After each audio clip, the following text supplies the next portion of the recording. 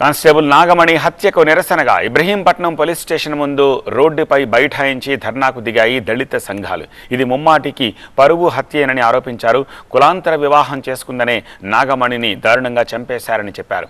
కానిస్టేబుల్కి రక్షణ లేకుండా పోయిందని, తమకు న్యాయం చేయాలని భర్త శ్రీకాంత్తో పాటు దళిత సంఘాల నేతలు ధర్నా చేశారు. మరోవైపు తాము 10 ఏళ్లుగా ప్రేమించుకుంటున్నామంటున్నారు భర్త శ్రీకాంత్. ఇద్దరం ఒకే స్కూల్లో చదువుకున్నామని చెప్పారు. తమ ఇద్దరిది వేరువేరు కులాలు కాబట్టే అమ్మాయి వాళ్ళ పేరెంట్స్ పెళ్లి ఒప్పుకోలేదన్నారు.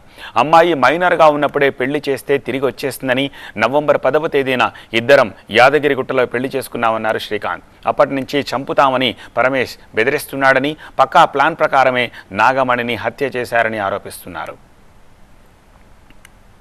నాటుకోళ్ల పెంపకం చేస్తూ 6 లక్షలు సంపాదిస్తున్నారు లక్ష్మణ్ గారు. లక్ష్మణ్ గారి నుండి డైరెక్ట్గా నేర్చుకోవడానికి ఇప్పుడే ఫ్రీడమ్ యాప్ని డౌన్లోడ్ చేసుకోండి.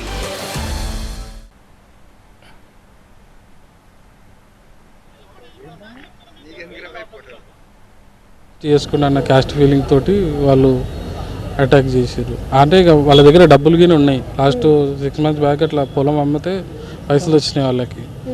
ఇంకా పైసలు ఉన్నాయి, ఎట్లనన్నా ఏమన్నా చేయొచ్చు అన్నట్టు ధీమాతోటి వాళ్ళు అటాక్ చేయించి. మాకు 10 years అవుతుంది. మాకు వాళ్ళు మ్యారేజ్ అయ్యి అప్పుడే అయిపోయింది. అమ్మాయి 3 రోజులకి ఇంటికి వచ్చేసింది. అప్పటికి పెళ్ళి అయినప్పటికీ నాకు అమ్మాయి మైనర్ ఉన్నప్పుడు పెళ్లి చేశారు.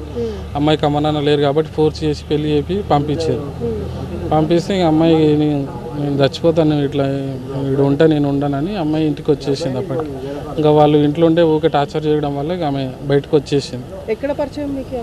మీ అమ్మాయి నేను ఒకటే క్లాస్మేట్, చిన్నప్పటి నుంచి ఒకటే స్కూల్, ఇంకా ఒకటే ఊరు ఒకటే స్కూల్. వాళ్ళ తమ్ముడు ఉన్నాడు, వాడు చిన్న పోరడే. వాడు ఇంత ముందుకు మేము చేసుకున్నప్పుడు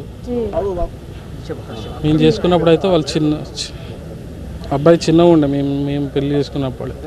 అప్పుడు వీళ్ళ తమ్ముడే, వీళ్ళ పెద్ద మనుషులు ఉండే వీళ్ళ ఇంట్లో, వీళ్ళ పెద్ద నాన్న వీళ్ళు ఉన్నారు కదా, వాళ్ళు మధ్యలో వచ్చి ప్రాబ్లం చేసారు. తెలుసుకొని ఎవరో చెప్పారు వాళ్ళకి, ప్లాన్ చేసి అమ్మాయి ఇంటికి ఇప్పుడే వెళ్ళిందని చెప్పినట్టు వాళ్ళ థ్రెట్ అయ్యింది.